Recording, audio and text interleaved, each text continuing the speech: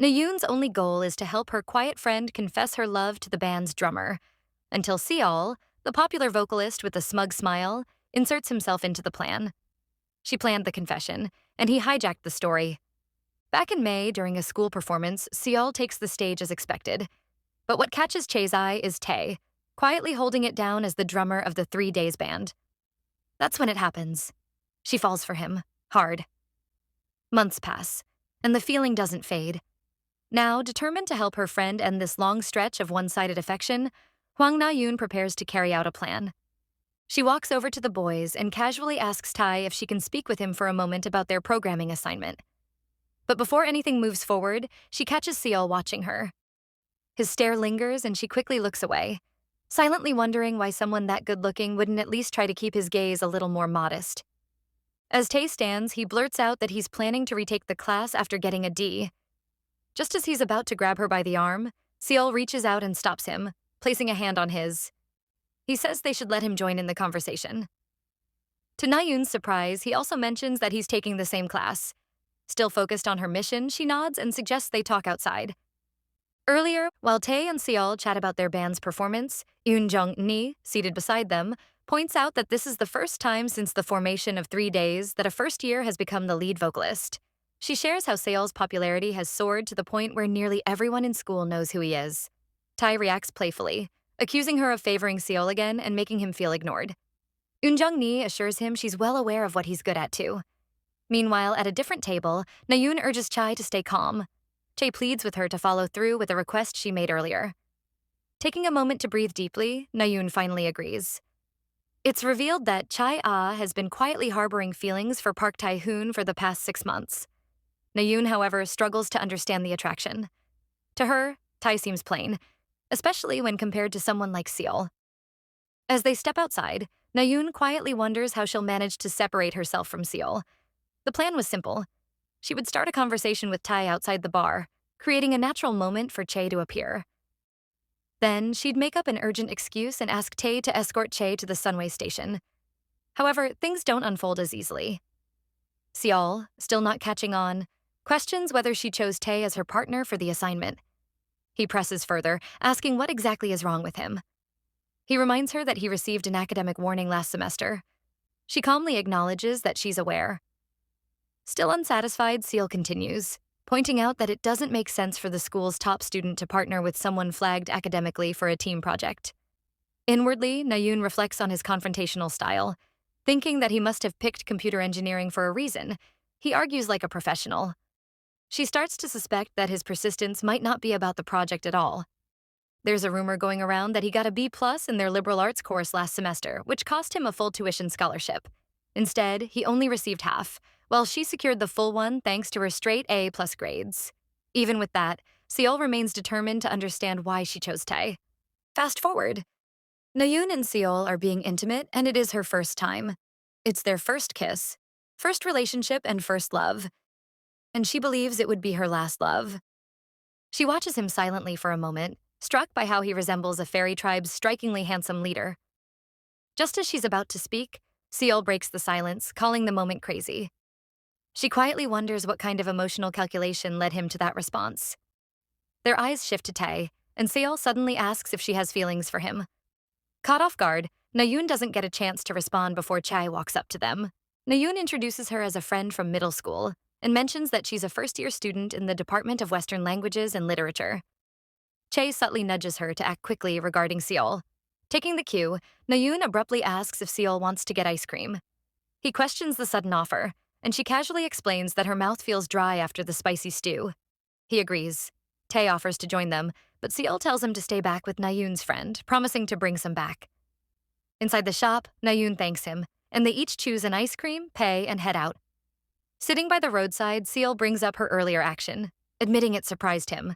She replies that it's not impossible.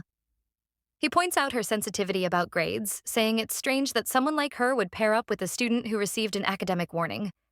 He figured she must have had another motive, perhaps feelings for Tae, and assumed she was going to confess.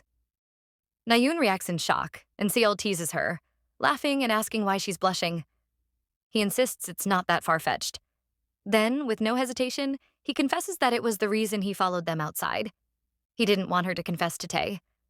If she had, he says, he would have lost his only chance. She questions what he means, and as he wipes a bit of ice cream from the corner of her lips, he replies, it's his chance to confess to her. The next day, Na-yoon sits in a cafe working on her laptop. In the group chat, Tae keeps sending messages about their assignment.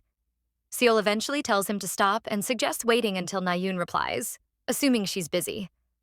As the texts keep coming, she stares at them silently, lost in thought. Since starting university and living on her own, Na-yoon had spent her first semester adjusting to the demands of campus life. By the second semester, she began to find a bit of spare time. But instead of feeling free, she was filled with unease. While others seemed to enjoy their independence, she couldn't relate. What filled her heart instead was a growing homesickness. She constantly missed her mother, now living alone back in their hometown. She remembers how, whenever she heard odd sounds outside her apartment, she would run to her mom, clinging tightly, just like she did when she was younger.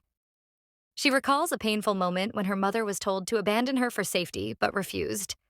Her mom's heartbreaking question about how Mr. Hwang could close his eyes and leave Na-yoon behind resurfaces in her memory. She remembers asking about her father's whereabouts and avoiding her mother's gaze, sensing deep sadness behind her expression. From all this, she concludes that her mother must have built inner strength over the years to protect her. While most people go through separation anxiety in childhood, Na-yoon feels she only began experiencing it at 20. She realizes that entering a relationship before achieving emotional independence could make her overly dependent, leaning on someone else whenever loneliness or fear strikes. Instead of rushing into love, she wants to prove to her mom that she's grown into a responsible adult. And to do that, she knows she first needs to stand strong on her own. Romance, she decides, can come later. The day she told Seol she'd think about it, he simply nodded in silence. Now she finds herself wondering what kind of answer she's supposed to give him. Later, Tae calls and asks why she hasn't been checking her phone. As they talk, Na-yoon finds herself questioning what exactly Chae sees in someone as loud as him. Tae suggests they meet to talk, but when she doesn't commit, he pushes it to 6 p.m. after class the next day. While walking, Na-yoon's eyes catch a poster featuring the 3 Days band. She steps closer and sees that Seol, Tae, and Eun-jung will be performing on Thursday. The sight stirs her memory, reminding her that Seol never expected her to give an answer right away.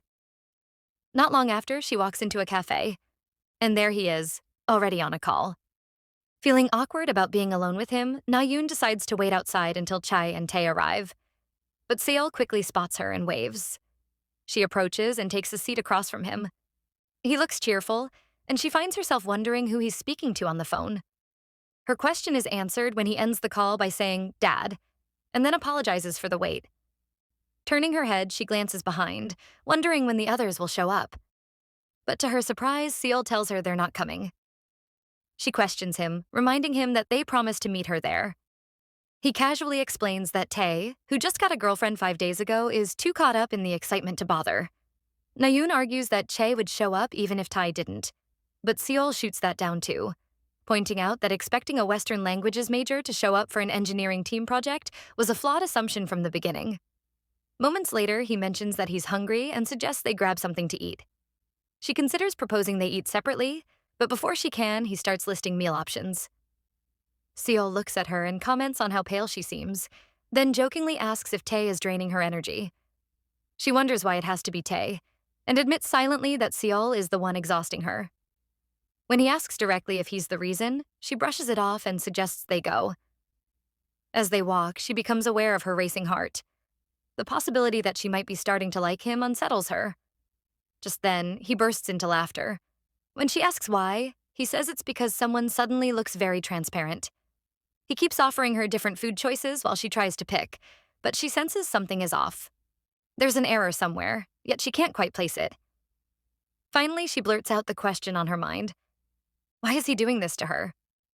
As they continue chatting, he casually mentions that they're talking about fish, and then asks what else she likes. She brings up a particular drink, and they talk about the first time he saw her drinking at the bar. He recalls both the general and final meetings, and she realizes he's been paying attention to her even back then. She explains that she only drinks occasionally with Chae. He then jokes about what he should do now that Tae has taken Chae from her, telling her to think about it carefully because the new couple will likely be inseparable and prefer to spend time alone. She reflects on how Chae has been contacting her less often since starting the relationship, and a quiet sadness creeps in as she realizes she might be drifting away from the only friend she ever truly opened up to. He reassures her, promising to be there for her. But as she watches him, she silently questions how someone so attractive could genuinely be interested in her. A thought crosses her mind. What if this is just a game or a bet among the guys to seduce one of their female classmates? They finally arrive at the place, but her preferred type of fish isn't available. He asks if she's okay with the one they do have and shares that, since his mom doesn't cook often, he's gotten used to eating whatever is available, even if it's not great. That's why he was surprised to learn her mother runs a sashimi restaurant. She sighs and quietly reveals that her dad passed away, and her mom has been running the restaurant ever since she was little. Later, while drinking soju, she asks why he likes her. He answers simply, "It's because she's pretty." She laughs and tells him he's good-looking too. But he corrects her with a smirk, claiming he's not just good-looking. He's handsome. She tries to deflect by saying she isn't that pretty, and he jokes that he'll have to teach her how to use a mirror. He observes how alcohol can bring people joy and courage, noticing how much she's laughing now. Then she drops a quiet truth. She isn't thinking about dating yet. His face flushes, but she gently explains her thoughts. He asks if that counts as a perfect rejection. Still trying to keep the mood light, he changes the subject by asking where her mom's restaurant is and wonders if her words mean they can't even be friends. She reassures him that's not what she meant. He smiles and suggests that they at least get along from now on, and she agrees. He then takes her hand.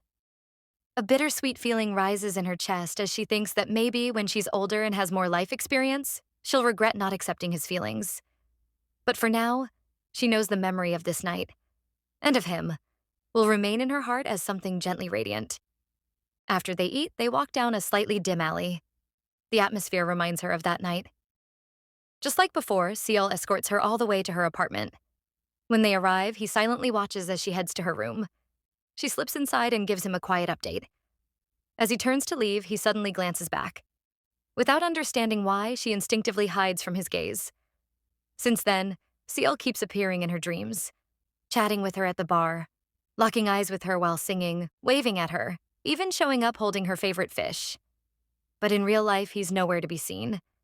He hasn't shown up at school for an entire week. She starts to wonder if he's deliberately keeping his distance after what happened between them. One day, as she sits with Tae and Che notices her looking pale and asks if she's feeling unwell. Tae suggests it could be the flu that's been spreading recently, then casually mentions that Seol has it too. That's why he hasn't been around. He adds that their club is in trouble since Seol is the main vocalist for their upcoming performance. While she's still processing that, Tae throws in a playful line about how his own love, Chai, needs to dress warmly. The two start teasing each other about how they wouldn't be able to kiss if they got sick. Na-yoon, annoyed, suddenly stands up and grabs her bag to leave. She mutters under her breath. Hopeless romantic. Even though Che's relationship is still new, she's surprised by how much Che has changed already. It's been a while since they last hung out properly, and yet Che doesn't even ask her to stay longer. On impulse, Na-yoon decides to call Seol. When he picks up, he confirms that he really did catch the flu, but says that what hurts more is getting dumped by her. Just hearing his voice makes her chest tighten with guilt. She mentions how his club is in a frenzy without him, missing their lead singer. He asks if she's also in a frenzy because she misses him. She doesn't answer directly, but the words she couldn't bring herself to say before keep spinning in her mind. She tells him she's home, and the call ends. She lies down and eventually dozes off, until her phone suddenly rings again. It's Seol. He asks if she wants to step out for a bit because he's standing right outside her door. Surprised, she quickly throws on a long blazer and hurries out. And just like he said, there he is, standing outside, holding a package meant for her. Seeing him outside her door, she's surprised and immediately questions whether he should be walking around in such light clothing. She worries aloud about him catching a cold again. He reassures her that he's already feeling better. Then he hands over the package, explaining that he actually meant to give it to her the day after they ate cutlass fish together. Inside is a pair of gloves. She's touched and praises his effort, especially considering how sick he's been. He soon says he'll be on his way, and she quickly retreats back inside so he can leave without delay. Watching from her window, she calls out and tells him to call her once he gets home. He agrees. The following morning, after the performance, Na-yoon is on the phone with Che. Che excitedly shares that Seol sang for a full hour, and that the highlight was the carol section, where every member wore Santa hats. She jokes that if Seol were Santa Claus, instead of asking him for a gift, she'd be the one to give him one. Che even sends some pictures of him from the performance. She then shifts to talk about the after-party, which she says was even more fun than the main event. Some seniors who had graduated 3 days earlier were in attendance. One of the female seniors asked Seol if he would date her, but he turned her down. While some found his rejection rude, the girl walked off quietly. However, she later returned when Seol had gotten a bit drunk. She asked again if his refusal had anything to do with her age. Another girl nearby told her to stop pushing the matter since he had already declined. That quickly escalated into an argument between the two women. Meanwhile, Seol, drunk and overwhelmed, suddenly broke down crying at the table. Che describes the mood as painfully awkward. Curious, Na-yoon asks why he cried. Che pauses, surprised by the question, but then continues. She explains that while crying, Seol blurted out that he can't accept every confession he gets, because he knows how much rejection can hurt. He admitted that he had been rejected recently and that he still felt sorry about it. That statement threw the entire band into confusion, and everyone started whispering, trying to figure out which girl had turned Seol down. Che laughs, adding that some of the seniors wanted to make Seol confess publicly on the club's official SNS page. She had to step in and stop them, thinking it was going too far. Che then asks Na-yoon if she's not at all curious about who the mystery girl is. Na-yoon dodges the question by asking how she's supposed to know. Che doesn't press further, but notes that Tai doesn't know either. Deep down, Na-yoon feels relieved that no one suspects her. Just then, a call comes in, and she tells Che that they'll talk later. She answers, it's Seol. He brings up how she didn't attend the performance, clearly disappointed. She explains that she had to travel to her hometown right after exams ended because the part-timer at her mom's restaurant suddenly quit. He tells her more about the performance, and she mentions that Che already praised it. Still, he says he was disappointed not seeing her there. Then, he casually adds that he got a business card from a talent agency. He asks if he should go for it, become a singer. But before she can respond, he follows up with a question that makes her heart skip. Would doing that make her like him? She pauses to think about his question, then agrees, saying she'll make a fan cafe for him. He laughs, then casually asks if the restaurant is busy. She tells him it's currently break time. Even though there's a surge of customers due to the year-end rush, she's managing just fine. It's not new to her. She used to do this every weekend back in high school. She adds that her mom even gives her pocket money for helping out. Although she pretends not to know anything about the after-party or what happened there, she chooses not to ask if he's doing okay. Inside, she wrestles with regret. She feels she should have told him they couldn't continue as friends, that they ought to keep things strictly classmate level and maintain some distance. That thought stings more than she expected. Telling him she needs to return to work, she adds that she won't be able to answer calls because things are busy. He asks what time she usually goes to bed after her shift, and she replies that it's around 3 a.m. Though it's difficult for her to push people away, she hopes to slowly put some distance between them. She's always found it hard to cut ties with people, but she also knows too well the pain of someone vanishing without a word. After the call, she notes that her chest feels tight. A mix of regret and sadness weighs on her, and she's unsure if it's because Seol is the one hurting or because she didn't accept him. Though she's legally an adult now, she feels painfully inexperienced in matters of the heart. Her mom enters and immediately asks if she's been crying, noticing her red eyes. Na-yoon insists she's just tired.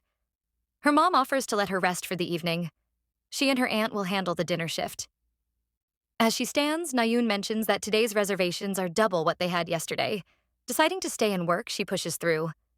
While they chat, her mom pops something into her mouth and then asks if she plans to keep living in her room. Na-yoon replies that she'll stay at least until February. She then asks whether she should just move into the dorm, but her mom protests, saying the food won't be as good and she can't bear to see her daughter skipping meals and suffering alone. Her mom suddenly suggests they close the restaurant and move to Seoul together. Her aunt quickly interjects, teasing her sister for treating Na-yoon like a child and asking what they would do after shutting the place down.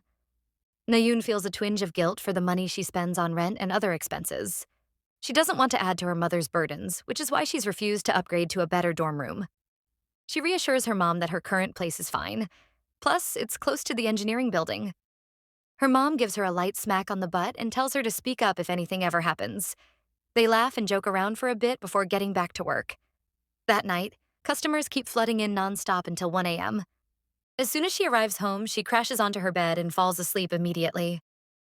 Earlier at the restaurant, her aunt had told her that her phone had been ringing nonstop. Na-yoon told her not to worry. She'd check it later. The next morning, she finally looks at her phone. There's a message from Seol. He sent a photo with a playful caption, asking her to guess where he is. Her eyes widen in surprise, and she wonders in disbelief if he's actually there right now. She calls him right away and asks where he is. When he responds, she grows alarmed, realizing he's only 10 minutes away from the restaurant. He says he hasn't eaten lunch yet and wants to try grilled cutlass fish. She tells him the restaurant is fully booked for dinner, but offers to recommend another good spot nearby. Just then, her aunt overhears and speaks up, confirming that there's space. Curious, she asks if it's a friend on the line. Na-yoon says yes, and her aunt tells her to invite him over. Hearing the exchange, Seol asks if that was her mom, but she tells him it was her aunt. Without warning, her aunt grabs the phone and gives Seol their location. Afterward, Na-yoon begs her aunt to go away. On the other end of the line, Seol laughs and tells her he's already on his way. Soon, her mom comes out to greet Seol, mistaking him for a regular customer. He politely says hello and introduces himself as her daughter's schoolmate. When her aunt sees him, she comments on how handsome he is, then bluntly asks if he's Na-yoon's boyfriend. Caught off guard, he hesitates before clarifying that they're just friends. He explains that he was traveling and remembered that Na-yoon's family lived here, so he decided to stop by. Her aunt jokes that it sounds like one of those classic lines where someone says they just picked something up along the way. Na-yoon feels like telling her aunt to stop talking, while her mom just pretends she didn't hear anything. Her aunt then mentions preparing food for him, and her mom agrees to help. They encourage Na-yoon to go sit with him while they cook. Na-yoon realizes that the space she was trying to maintain between them is gradually shrinking.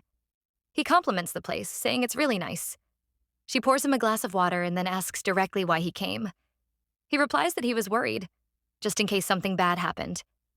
When she asks what kind of bad thing, he doesn't answer. Before he can say more, her mom arrives with the food. Her mom asks if the two of them are classmates, and he confirms it. Then he compliments her mom, saying she's very pretty. She laughs and urges him to eat well. He takes a bite of her favorite dish, the grilled cutlass fish, and says it tastes great. When they ask if he really skipped lunch, he admits that he did, because he wanted to eat with her. She questions what he would have done if she hadn't called him back, and he answers that skipping one meal wouldn't have hurt him. Waiting was better. She quietly wonders what exactly it was he was waiting for. Then she asks what his plans are next and if he's heading back to Seoul. Seol chuckles and says he had hoped he was mistaken, but it turns out he was right after all. Na-yoon quickly gets to her feet, saying she has to return to work and tells Seol to head back safely. As she notices her aunt struggling with a crate, she moves to help, but Seol steps in and lifts it before she can. Afterward, he offers to help replace the light bulb. Her aunt is grateful, and when he asks if there are more bulbs that need changing, Na-yoon is about to tell him to stop and leave. But customers walk in, and her aunt sends her off to attend to them. Later on, when the crowd has eased, she spots Seol still lingering and asks why he hasn't left yet and why he's doing all this. He casually replies that her mom promised to pay him generously and that it's no big deal. Before she can respond, someone places an order and Seol rushes off to handle it. Once the customers are gone, Seol thanks her mom for the food and the opportunity to help. Her mom thanks him more sincerely for his effort. He then offers to stay and help for a few more days. Her mom kindly declines, saying that while it was thoughtful of him to help tonight, she would feel guilty if he continued, and her daughter would likely be uncomfortable too. Na-yoon watches this exchange and silently notes how her mom effortlessly draws clear boundaries in a kind and tactful way, something she struggles with. She wonders when she'll grow into someone who can navigate the world as smoothly as her mother does. Then her mom surprises her by suggesting she go out and enjoy some time with Seol. Taken aback, Na-yoon worries about the possibility of more customers arriving, but her aunt assures her that Sunday nights are usually quiet at this hour. Her excuse no longer works, she prepares to go. Honestly, she feels uneasy about being alone with Seol, which is why she was clinging to the idea of staying to help. Her mom hands Seol his pay and tells him to make sure Na-yoon returns by 11 so she can rest for the night. He agrees, and Na-yoon tells her mom they'll be back in time. As they walk together, Na-yoon glances at him, recalling how hard he worked at the restaurant. It doesn't feel right to send him away without doing something more. So she asks if there's anywhere he wants to go.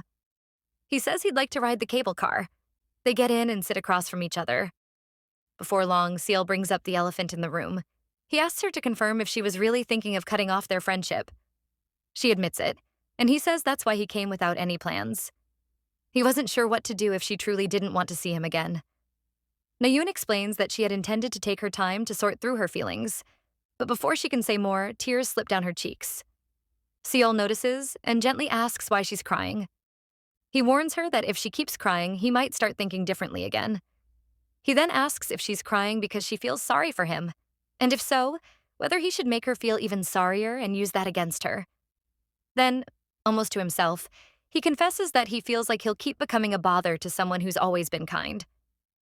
After a pause, he asks how she plans to figure everything out and reminds her that he once said, "Sometimes waiting might be the best way." He tells her how excited he felt just being near her, then says she doesn't know how much he likes her. She responds that he doesn't know her that well, but he argues that if liking someone depended on knowing them fully, divorced couples wouldn't exist. He asks if she plans to never date anyone, then says that can't be true. So he promises to wait until she's ready and asks her to consider him then. Until that time, he'll stay by her side as a friend. He asks if she'd be okay if he dated someone else, saying she can think he forgot about her. She acknowledges he isn't wrong. Still, he pleads with her not to push him away too clearly, saying he wouldn't survive it. She replies that she doesn't dislike him and calls his name. He says he won't say things like that again. When she asks if he's liked anyone else before, he says she's his first. He first saw her in their open-source software class. Back then, Tae wonders why there are so few girls in their department. The guy next to him suggests checking the student list. Seol questions their curiosity, and Tae asks if he isn't curious too.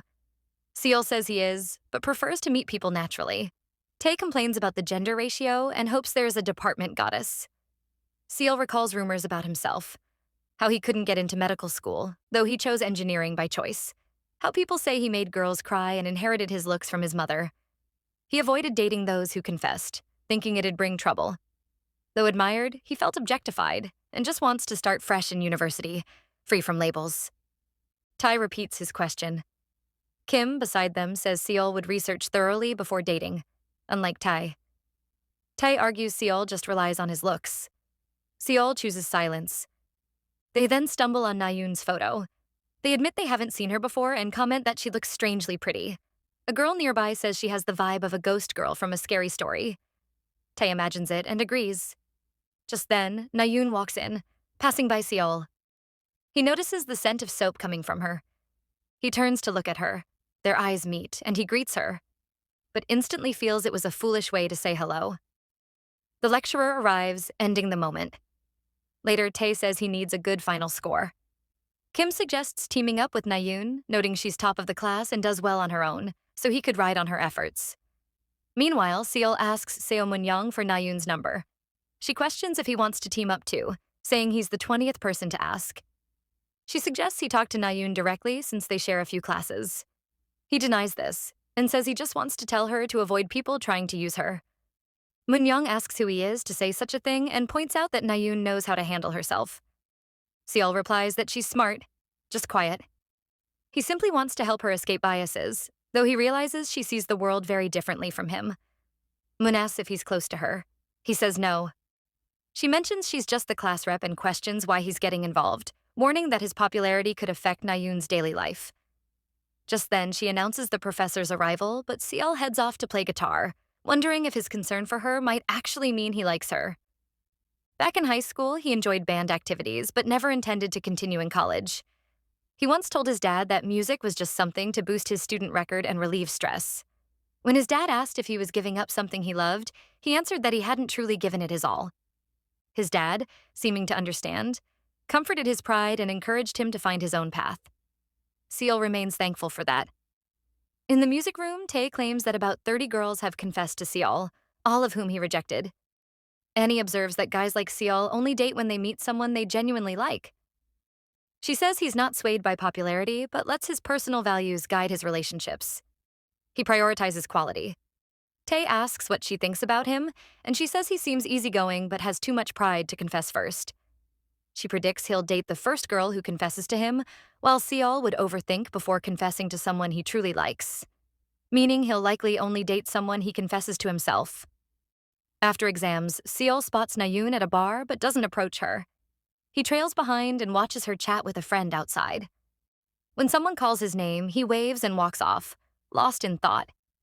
He considers confessing but decides it might make her uncomfortable. So instead, he resolves to get closer to her first and confess naturally when the time is right.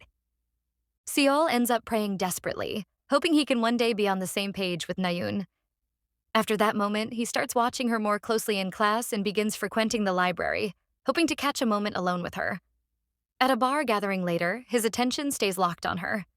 He can't help but wonder why her eyes keep drifting toward Tae and why she's drinking alcohol. Eventually, she walks over to their group and asks to talk to Chae. Seol, sensing an opportunity, asks to join the conversation. After the confession proposal and rejection event, he joins Tae and Chae the next day while they chat about an upcoming match. When Na-yoon contributes to the discussion with a smart remark, Tae playfully praises her, calling her clever and tossing in a few charming words. Chae, however, begins to worry since Na-yoon hasn't shown up yet. Seol calmly assures her that she'll arrive soon, and when Chae questions how he's so certain, he casually reveals that he called her beforehand. She's surprised, but a few minutes later, Na-yoon shows up and joins them. Seol goes ahead to order a drink, and their conversation shifts to beer. Tae calls him an Eol Mango, which prompts him to reveal that Seol's father runs an imported liquor business alongside his uncle. Seol considers shutting Tae up by force for exposing too much, though he's relieved Na-yoon didn't catch the nickname. That relief doesn't last long. Na-yoon soon turns to him and asks if he likes frozen mango. Tae bursts into laughter and explains that the nickname refers to someone who relies too much on their looks and ends up failing a confession. It's Seol's nickname, and Seol, clearly frustrated, takes a sip of his drink. Tae then brings up the after-party, grinning as he recalls how Seol cried his eyes out, confessed, and got rejected. Leaning closer, Tae whispers in Na-yoon's ear, asking her to hold Seol back before he loses his temper and goes after him. Tae, still teasing, turns to ask who exactly rejected his friend. Chae, enjoying the story, says he's dying to find out. Just then, a near miss by the players grabs their attention. After the moment passes, Seol and Chae raise their glasses in a toast, sharing a cheer. Tae laughs at the pair and calls them pitiful, adding that if they're that jealous, they might as well start dating each other. Their attention is drawn back to the screen as the soccer team scores, and everyone erupts in celebration. In the excitement, Seol and Na-yoon hug each other and hold on for a moment longer than expected. Watching the scene, Seol jokes that maybe this is why so many babies are born the year after the World Cup. Chae, observing the two, smiles and asks Seol if he's enjoying himself. Seol plays it off casually. Meanwhile, Na-yoon wipes her eyes. Seol notices and asks if she's crying. Chae answers for her, saying she gets emotional easily. Na-yoon picks up her phone. Seol asks where she's headed, and she replies that she's going to the restroom. As she walks away, Chae watches her and turns to Seol without knowing a smile. She then guesses that Na-yoon is the girl Seol once confessed to. He doesn't deny it. She asks since when, and he says since early March of the previous year. Chae comments that her friend is extremely self-conscious. Nearby, Tae, a bit lost in the conversation, asks what they're talking about. Chae fills him in. Tae reacts with surprise, but it clicks for him. Na-yoon really does seem like the type who wouldn't get into a relationship easily. He adds that she's strict with her studies, always pushing herself in prep groups and study sessions with seniors. Chae notes that Tae knows quite a lot about her friend. Seol agrees. He knows it too, and that's exactly why he feels so anxious. He admits that Na-yoon drew a clear line between them, one that kept them as just friends, but it worries him. He's afraid she might eventually fall for someone else, especially considering how many seniors and classmates have shown interest in her. Chae is surprised by how much Seol is paying attention. He goes on to say that just having a chance to see her this way is precious, but Chae warns that meeting up like this would be difficult if Na-yoon ever found out. She then recalls that the incident at the after-party had something to do with her. Seol asks if she ever told Na-yoon about it. She nods. Back in the present moment, Seol quietly says that Na-yoon was going to stop being friends with him too. Chae confirms it. He wonders if it was because she had already found out about the Il Mango incident. Back at the place where they had watched the game before, Na-yoon returns from the restroom. As she joins them, a light conversation starts about her chubby cheeks. She explains it's because she visited her grandmother during the break, and her grandma kept feeding her. Just then, their team scores again, and they all hug the person next to them in celebration. The next day, Chae calls Na-yoon and invites her to a concert. Na-yoon agrees to go with her. At the concert, a group of high school girls nearby excitedly talk about Ni, the band's keyboardist, as well as Tae and Seol. They both feel a bit jealous hearing the girls chatter. Meanwhile, Na-yoon starts feeling unexpectedly annoyed and wonders why the attention from others is bothering her so much. Then her eyes meet with Seol's across the room. Chae quickly picks up on Na-yoon's mood and asks if it was a mistake for her to come, especially since she'd mentioned having a lot of assignments. Na-yoon assures her it's not, saying she'd finished most of them earlier. Still curious, Chae asks if something is bothering her. Though she doesn't know the real reason, how the high school girl had been loudly shouting sweet things at Seol, Na-yoon insists there's nothing wrong. As the event wraps up, Chae rushes over to meet her boyfriend, and the two share a kiss. Na-yoon, watching the scene unfold, quickly turns away. Meanwhile, the same high school girl boldly approaches Seol and tells him they should date once she gets into university. He laughs and gently scolds her, saying she should concentrate on her studies since she's in her final year, and adds that she really needs to stop showing up at all his gigs. Na-yoon abruptly turns and heads toward the restroom, her thoughts racing. She knows now there's no excuse to hide behind the idea of being an old-fashioned adult. Those feelings are real, and they're getting harder to ignore. After the April performance, Na-yoon begins to distance herself from the three of them, using studying as her reason. Even though she still runs into Seol during shared classes, he no longer approaches her like he did last winter. It seems to her that he might be sorting out his feelings on his own without much difficulty. Before she can reflect too deeply on it, finals take over. When finals finally end, Chae runs into her and suggests they hang out since it's all over. She has a lot to talk about. But Na-yoon begs for a rain check, admitting she hasn't slept in 3 days. Chae is stunned that she stayed up all that time for a particular exam. Na-yoon explains that Latin is harder than it sounds, even at the beginner level. Chae, who has always loved watching Spain's Primera Liga, majors in Spanish, while Na-yoon chose computer engineering for its strong employment prospects. She finds people like her friend, those who follow what they genuinely love, admirable and fascinating.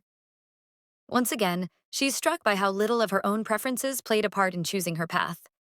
She doesn't quite regret it, but in hindsight, it does feel somewhat foolish. Chae then mentions that some guys from her department are going on a group blind date that night with first-year girls from the musical theater program. The group blind date is happening in place of the department's usual end-of-term party, and everyone is buzzing about it, especially since Seol is going to be there. The moment she hears that, Na-yoon tells Chae to go ahead without her. She claims she left something in the lecture room and needs to go retrieve it. As she heads off, her thoughts drift to which class Seol might be in at that moment. But just as she's thinking about him, she suddenly sees him in front of her. He quickly steps closer, gently holds her, and asks what's wrong. Seol says she almost got hurt and asks where she was rushing off to without even looking ahead. She grabs his hand and asks if he has a moment to talk. He agrees, so they walk into an empty classroom. Once inside, he quietly locks the door behind them to keep others out.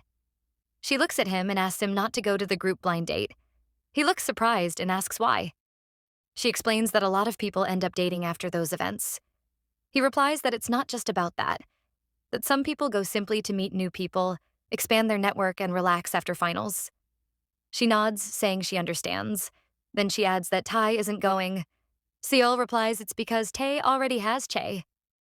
At that moment, it hits her. He already knows how she feels, and he's been avoiding giving her a response. That quiet realization makes her chest tighten, and tears well up in her eyes. Then she finally says it. She likes him. He acts like he didn't hear it, so she repeats herself, this time apologizing for telling him so late. She recalls what he said during the cable car ride, that even if she confesses later, he might not feel the same anymore. So she asks if that moment has already come. Should she just let go? Her voice shakes as she pleads inwardly that he won't push her away. She apologizes again, turns around, and tells him to have fun as she walks off. But his voice stops her. He asks where she's going after making him wait all this time. Then he tells her to come to him. She does, and they hold each other tightly, finally sharing a long-awaited kiss. She wonders if kissing always feels this nice. Now she gets why Chae and Tae are constantly glued to each other whenever they get a chance. What surprises her even more is that Seol, who never seems nervous, not even when singing in front of crowds, is actually trembling in her arms. Just then, someone outside the classroom calls out, asking if anyone is inside. Seol gently touches her lips and tells her they should go. The door creaks open, and the person outside, clearly a security staff, looks startled to find Seol there. Bowing his head quickly, Seol explains that they stayed behind to discuss an assignment. Na-yoon also apologizes as they both slip out past him. As they walk away, she reflects on how dependable Seol has always been. Back when she told him she wasn't ready to date, he suggested they remain friends. And even when she said being friends wouldn't work, he still convinced her otherwise. Since then, he never crossed any boundaries, but stayed within a distance she found comforting. That kiss, so desperate, so sweet, was only possible because it was with Seol. Then he asks if they should grab dinner, and she agrees. Just then, Che calls. Turns out Na-yoon left her phone with her and she's been waiting. When Che finally spots them, she notices their hands clasped together and gives her phone back with a teasing whisper. "You better tell me everything later," before dashing off. Na-yoon turns to Seol and asks if her face is red. He smirks and tells her it looks like it's about to explode. Suddenly, someone else walks up. It's Ni. When she sees them, she blurts out, "Ayo mango," finally. The group of students with her gasp, clearly surprised to find out it's Na-yoon. Caught off guard, Na-yoon doesn't know how to react, but Seol acts totally unfazed. He casually tells them that he and Na-yoon will head out first, then leads her away. She turns to him, half laughing, half annoyed, and asks how he can be so calm about everything. It's almost like he's done this before. He grins and admits he's run the scenario through his head at least 10,000 times. Then he wonders out loud how it would feel if they actually end up together. During the break, while she's at a restaurant, Na-yoon calls Che. They talk about how Na-yoon hadn't told her yet about her and Seol. She apologizes, and Che tells her that next time, she better meet up with her before seeing Seol when school resumes. Just like she does before going to Thai. Na-yoon promises she will. After the call, she thinks about how starting this fluttery new relationship is exciting, but being even closer with her best friend feels like the best part of it all. Then she remembers she was chatting with Seol before Che called. Scrolling back, she sees the picture he sent with a caption asking her to guess where he is. Realizing he's been waiting for over 30 minutes, she quickly dials his number. She tells Seol she was on a call. He replies that he's there to see the beluga, but complains that it doesn't recognize him even though they've met before. She sighs, annoyed that he didn't let her know ahead of time. He grins and says he wanted it to be a surprise. He offers to stop by her family's shop, and she glances around before telling him it doesn't look like they'll be having any more customers anyway. Right then, her mom and aunt walk in, chatting about how they need to go for a walk to get more exercise. Her aunt spots her and comments loudly that she's scrubbing the table so much, it looks like the surface might peel off. Flustered, she ends the call and quickly asks her mom if she can head out. Her mom reminds her that she told her not to come in the first place, but eventually waves her off, telling her to go. She hurries out of the store, and her aunt watches her leave with a curious look, jokingly asking if she's hiding a jar of honey somewhere. Panicked, Na-yoon blurts out that she has an urgent online lecture to finish. If she doesn't, she won't be able to check her first semester grades, and worse, she might lose her scholarship. Her aunt gasps and tells her to hurry back quickly. While on her way, she texts Seol, telling him that this is the first time she's ever lied like this to her mom and aunt. Feeling a mix of thrill and guilt, she suggests they head to the aquarium, admitting she's never actually been there. He's shocked and asks if she's serious. In response, she fires back, asking if he's ever visited the Parasite Museum in Seoul. He frowns, questioning if that kind of place even exists. She smirks and says no, but points out that it's not like he's been to every museum in Seoul either.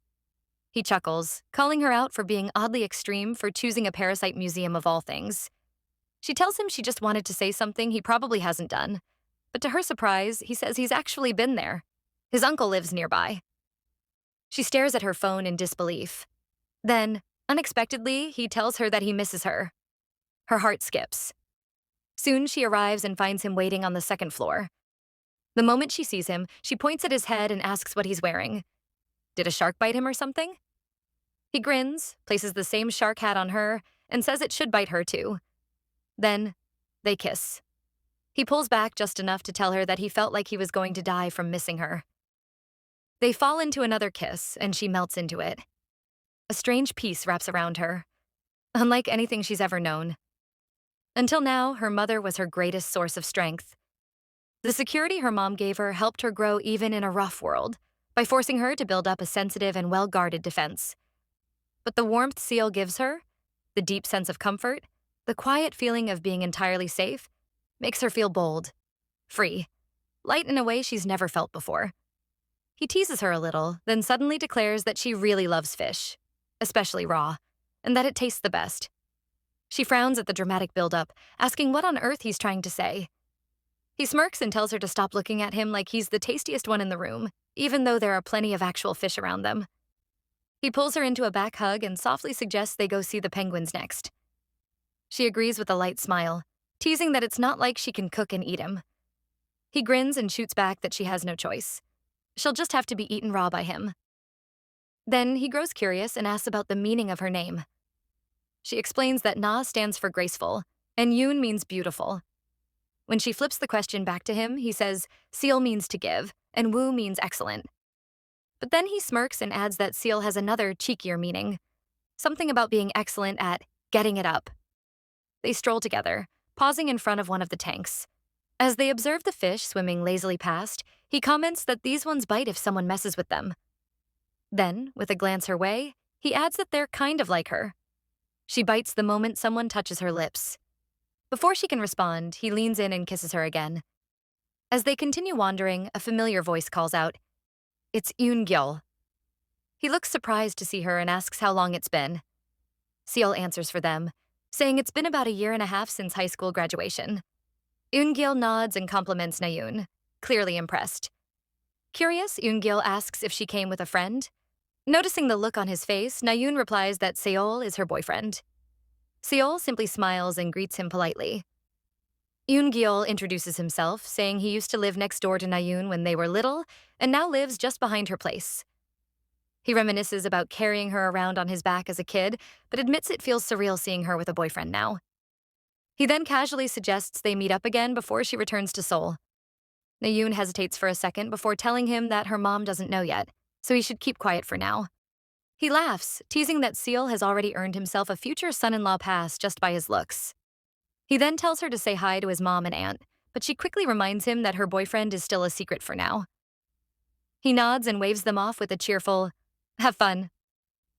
As they walk away, she groans softly and mutters that she's totally screwed. Yoon-gyeol has a loose mouth, and he'll probably go spill everything the moment he gets home. Seol raises his brows, realizing that this was her first lie to her mom about where she was going. As they continue walking, he quietly observes her expression. When her face is still, it gives off a composed elegance, like someone raised in a wealthy home, a proper little princess.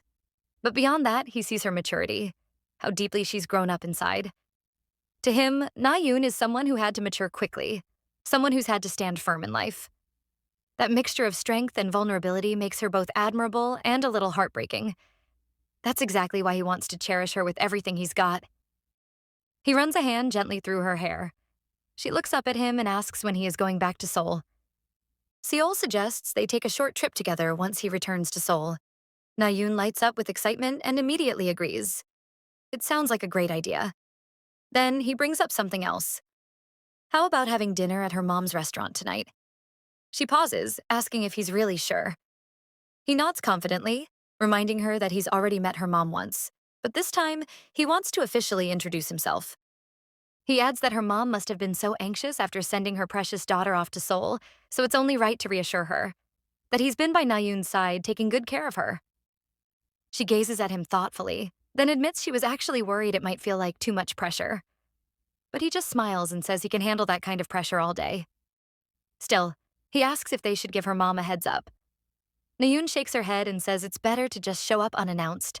If she warns her ahead of time that she's bringing her boyfriend, her mom might go overboard, like taking a boat to the South Sea to catch a dragon to cook for him. That makes Seol burst out laughing, nodding in understanding. He adds that his own parents would probably make a huge deal out of it too if he said he wanted to introduce a girl. She confesses that her hands were trembling earlier, not because of him, but out of fear that she might say or do something awkward, make him uncomfortable or upset her mom. He gives her a reassuring look. When they arrive at the restaurant, they see her aunt stepping out. She's surprised to see them and exclaims aloud. They greet her politely and she squints a bit before recognizing Seol. She asks if he's the guy who stopped by recently and wants to know his name. As he helps her carry something, he tells her politely. She then asks if he's back at the seaside just to visit again, but he shakes his head and says he came to see her niece this time. Her smile widens, and she invites them in warmly, even suggesting she might just close up early since there are no customers. Inside, the aunt calls for Na-yoon's mom. As the two walk in together, Seol greets her. The woman recognizes him and says it's nice to see him again. The aunt gives her sister a knowing glance, and then Seol offers a small package. He apologizes that the gift is a bit lacking. He was in a hurry. Na-yoon's mom receives it with a smile and thanks him, saying she'll whip up something delicious to show off her cooking skills. He apologizes again for dropping in unannounced, but she brushes it off, telling him not to worry. As they're all settling in for dinner, Seol brings up their earlier encounter at the aquarium. How they ran into Eun-gyeol. That's actually why he came here in person, he says. He thought it'd be better to greet her directly rather than have her hear about it through someone else. Na-yoon's mom looks impressed, calling it admirable that he thought ahead like that. Na-yoon sighs and comments that Eun-gyeol spreads rumors like wildfire in the neighborhood. Even though they haven't done anything wrong, just knowing he saw them together made her feel guilty. Her mom gently corrects her. Lying to her mom was wrong. Na-yoon immediately confesses that it was the first time. Her mom surprises her by telling her to go ahead and keep the little lie going, to do fun things behind her back. She even encourages her to experience a fierce, overwhelming dilemma from time to time. She adds that they're both adults now, not foolish kids who would do something shameful they can't take responsibility for. Na-yoon remains quiet, touched by her mother's words. Seol looks over at her, then turns to her mom and says firmly, "Yes, ma'am. I'll do my best." Enjoying this recap so far? Comment part 2 below. Also, don't forget to like, share, and subscribe. Until next time, ciao!